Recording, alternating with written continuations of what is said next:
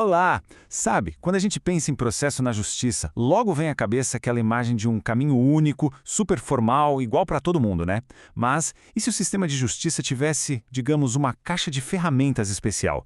Ferramentas criadas sob medida para cada tipo de conflito. Pois é exatamente sobre isso que a gente vai conversar hoje, os procedimentos especiais. A resposta para essa pergunta é um sonoro não. Nem de longe. Achar que todo e qualquer problema pode ser resolvido com a mesma receita de bolo seria ignorar que a vida é cheia de nuances, né?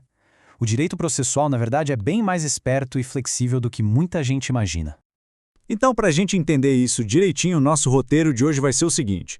Primeiro, o que afinal são esses procedimentos especiais? Depois a gente compara o comum com o especial. Aí vamos mergulhar em dois exemplos bem práticos: conflitos de família e disputas de posse. E para fechar, a gente amarra tudo e entende por que essa especialização é tão importante. Vamos nessa? Beleza? Vamos lá. Parte 1. O que são os procedimentos especiais? É a ideia da ferramenta certa para o trabalho certo. Basicamente, os procedimentos especiais são caminhos alternativos dentro da justiça. Foram desenhados de propósito, sabe? Para lidar com situações que têm particularidades. A lógica é bem simples. Problemas diferentes pedem soluções diferentes. E olha, essa analogia do médico é perfeita para entender isso. Pensa só, o procedimento comum é o nosso clínico geral do direito. Ele resolve um monte de coisa, é a base de tudo. Agora, os procedimentos especiais, esses são os especialistas. O cardiologista, o neurologista, eles são chamados quando o caso exige um cuidado, uma rapidez ou uma abordagem totalmente diferente. Certo. Agora vamos colocar os dois lado a lado, comum contra especial. Uma história de dois procedimentos. A gente precisa entender exatamente onde eles se separam e por que essa diferença faz toda a diferença. E aqui, a diferença de filosofia fica escancarada. De um lado, o procedimento comum. Ele é a regra geral, um caminho bem estruturado, formal. O foco dele é a briga, a disputa e, no fim, ter um vencedor e um perdedor. Já o procedimento especial, ele é exceção, feita sob medida. É um caminho mais flexível, que se adapta. E o mais importante, o foco não é em quem ganha, mas em qual é a melhor solução para aquele conflito específico. É uma mudança de mentalidade, percebe? Ok, vamos para o nosso primeiro exemplo prático, que já vai direto numa das áreas mais sensíveis que existem, os conflitos de família. Aqui, o elemento humano é tudo. A gente não está falando só de lei, de dinheiro, de bens. A gente está falando de laços, de relações que, na maioria das vezes, vão ter que continuar existindo de alguma forma. E essa frase do mestre Pontes de Miranda, nossa, ela é um soco no estômago, mas resume tudo. Quem se contenta em ler lei é um louco. No direito de família isso é a mais pura verdade. A letra fria da lei sozinha não resolve nada. O procedimento tem que ser capaz de enxergar o que está por trás, o contexto humano, a dor, o afeto, a necessidade de reconstruir pontes e não só de apontar um culpado. Pensa num divórcio com filhos, por exemplo. O casal pode até deixar de existir, mas pai e mãe, isso é para sempre. Um processo tradicional, focado na briga, pode simplesmente destruir o que resta dessa relação. O procedimento especial de família vem para fazer o exato oposto. O objetivo aqui é colocar o diálogo na frente de tudo, para tentar achar uma solução que funcione para todos.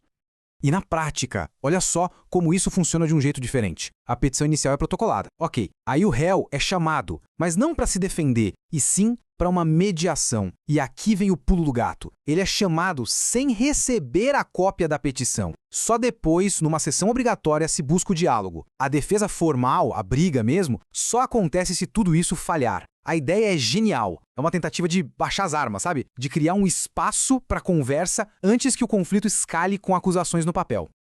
Agora, vamos virar a chave completamente. Saímos do elemento humano e vamos para o nosso segundo exemplo. Disputas de posse. Aqui o nome do jogo é outro, é o elemento urgência. Se na família a prioridade era o diálogo, aqui o fator decisivo é o tempo. A justiça não pode demorar. E o que são essas ações possessórias? Bom, elas são um mecanismo de defesa para quem está com a posse de um bem ameaçada. Seja por uma perturbação, que o direito chama de turbação, ou quando a pessoa perde o bem de vez, o chamado esbulho. A lei sabe que, nesses casos, a proteção não pode ficar esperando meses, anos. A resposta tem que ser para ontem, senão não adianta nada. Tá, mas como que se consegue essa rapidez toda?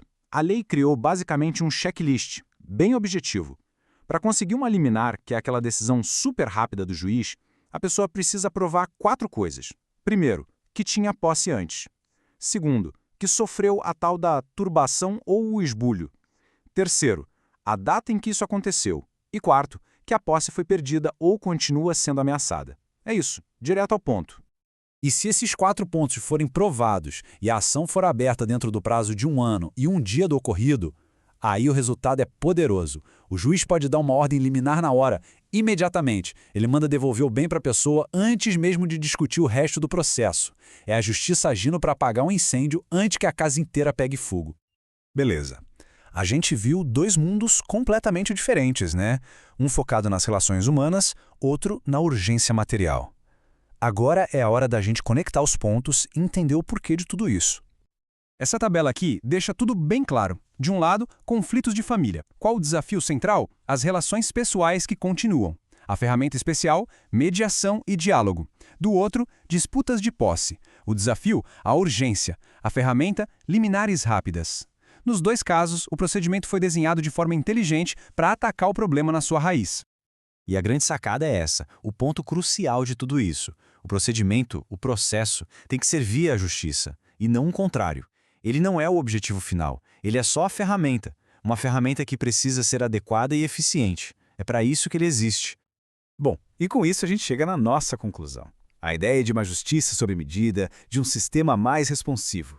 Fica bem claro, né? Ter essa variedade de ferramentas não é para complicar. Muito pelo contrário, é para deixar o sistema mais inteligente, mais sensível. No fim das contas, os procedimentos especiais tornam a justiça mais eficaz. Simples assim. Eles garantem que tanto as questões humanas mais complexas quanto os problemas práticos mais urgentes recebam o tratamento único que eles precisam. Reconhecer que os problemas são diferentes é o primeiro passo para encontrar soluções melhores. E uma justiça sob medida é, no final, uma justiça mais completa. E para fechar, fica aqui uma provocação para a gente pensar. Que outras áreas da vida talvez precisassem de uma justiça sob medida? Pensa aí, conflitos com inteligência artificial, disputas em redes sociais, questões ambientais que são super urgentes. O mundo não para de criar novos desafios, né? A grande questão é como que o direito vai continuar se reinventando para dar a cada um desses novos problemas a solução que ele merece.